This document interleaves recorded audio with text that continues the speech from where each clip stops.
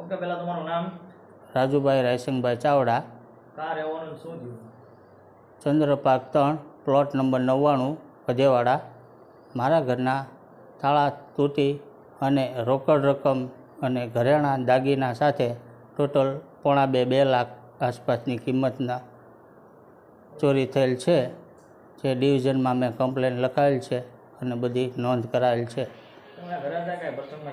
ના, અમે ઉપર ધાબા ઉપર સૂતા હતા.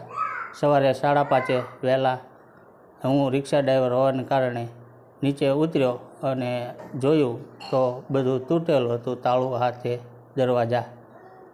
આ રીતે બનાવ બન્યો.